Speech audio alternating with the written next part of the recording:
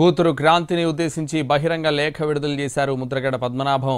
ఈ మధ్య తమ కుటుంబంపై ఒక వర్గం దాడి చేస్తోందని లేఖలో పేర్కొన్నారు. తమ రెండు కుటుంబాలకు చాలా సంవత్సరాల క్రితమే మనస్పర్ధలు వచ్చాయన్నారు. చిన్నబ్బాయి గిరిబాబు ఎదుగుదల చూడలేక అసూయతో కొంతమంది రగిలిపోతున్నారన్నారు. తాను ఆరోగ్యంగా ఉన్నానంటే 100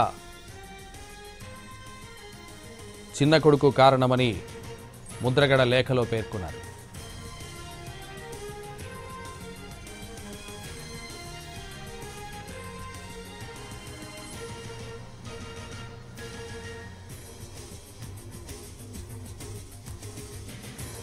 తనకు వయసు రీత్యా వచ్చిన ఆరోగ్య సమస్యలు తప్ప వేరే సమస్యలు లేవన్నారు. తనను బంధించడం, మానసికంగా హింసించడం ఎవరి తరం కాదని తెలిపారు. కాపు రిజర్వేషన్లు ఎన్నికల్లో ఇచ్చిన హామీలు అమలు చేయించాలని డబ్బా కొట్టుకోవాలని సూచించారు.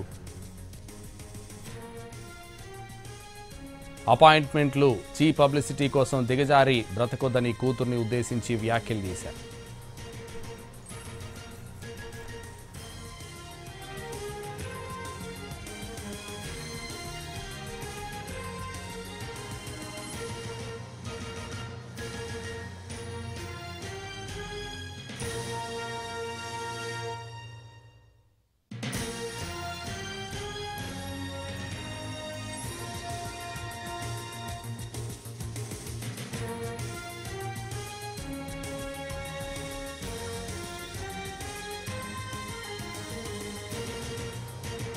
కూతురు క్రాంతిని ఉద్దేశించి బహిరంగ లేఖ విడుదల చేశారు ముద్రగడ పద్మనాభం.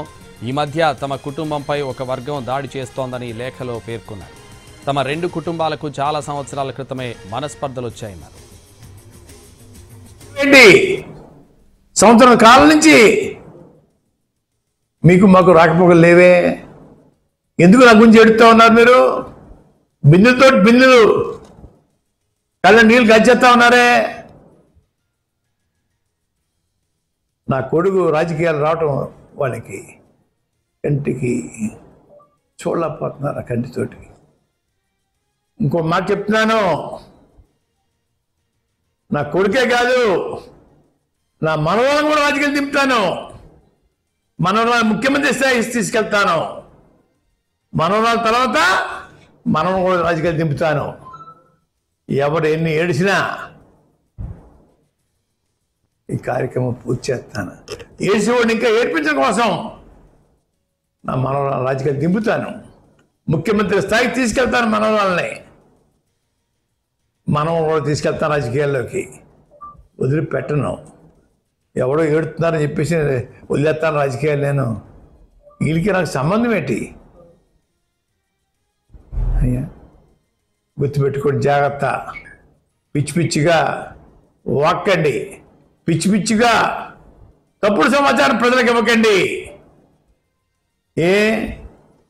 ఈ అమ్మాయి మాంగారికి క్యాన్సర్ వచ్చింది. 3 నెలలు నేను రాజమండ్రి హాస్పిటల్ రోజు వెళ్ళి వైద్యం చేయించాను. ఈ అమ్మాయి 3 వారానికి 10 రోజులు వచ్చి చూడడానికి హలో అంతే.